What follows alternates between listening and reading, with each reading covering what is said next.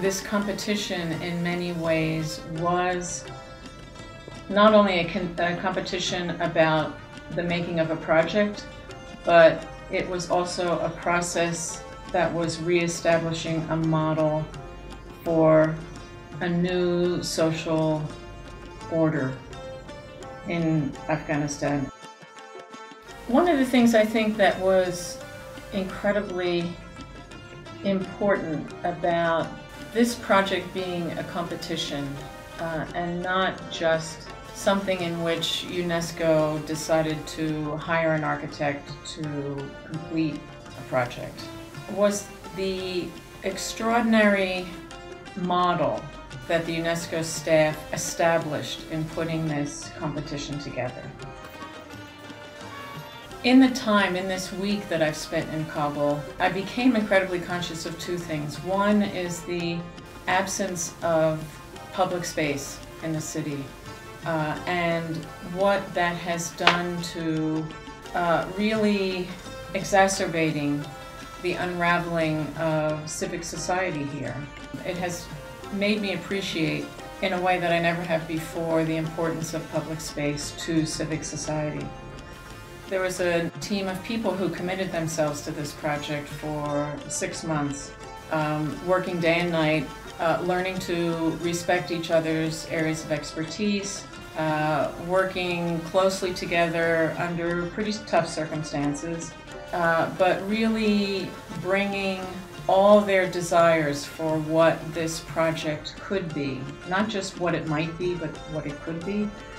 And through that, establishing a community of people that were completely invested in a project. They, in doing that, created a small society that I think was an extraordinary model for how the threads of civic society in Afghanistan and Kabul might be woven back together, perhaps one project at a time.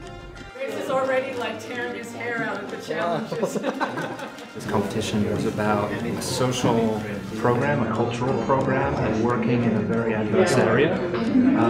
I was stunned by the number of entries. I mean, I've never been a part of a competition that's had over 1,000 entries, and this far exceeded that. And so I think when I arrived, and, of course I was excited, and I guessed that there'd be a couple of hundred entries to go through. You began to see is the entries that did very well in the final rounds, they looked at the Buddhas, they respected the Buddhas, but they really looked at the entire area and how it responds on a local level and then that of the visitor.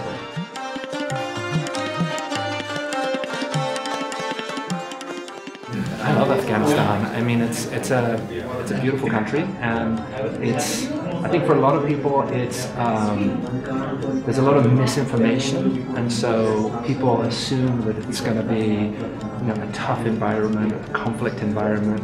But actually, it reminds me of the undiscovered countries. There's no tourists. So really, the people that are here from outside are adventurers. They're the ones who are saying, like, yes, I understand the risk, but it's worth it based on the thousands of years of history that you come and see.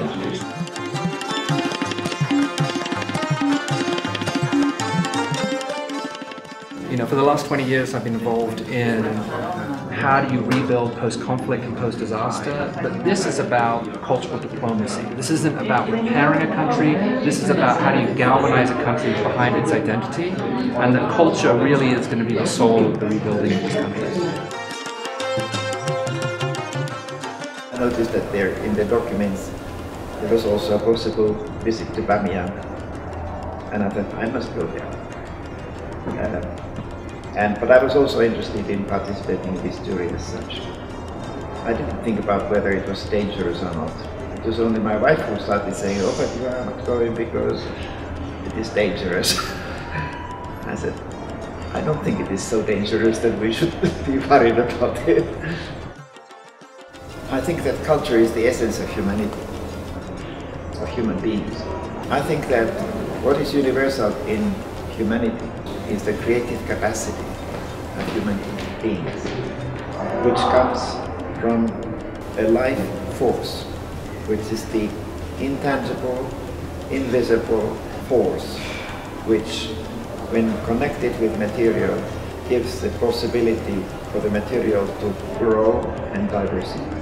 To me, this Bamiyan Cultural Center is in a way like, it may be like a drop of water in the sea, but it can create some waves, and it might have an impact on the context. I think that the great idea of architecture is not in the being different, but the great idea of architecture is that this is functional and suitable and accepted and enriches the life of the community. If we have consensus on one or two, we can make consensus on one or two, then we can revisit and select the best that we can. We are choosing the best, feasible, sustainable, buildable. There are certain challenges is needed, but I'm sure that we will succeed in creating really nice space for the Bamiyan people. Yes, that's a yes. Argentina.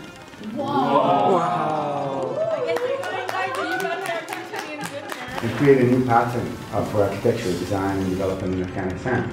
So this is a chance. I want, as UNESCO, to make sure that the Afghan people recognize themselves into the design of what we propose now. It feels good to me because we are leaving behind something. It's a kind of legacy project. We're doing something which means something important for our friends in Afghanistan.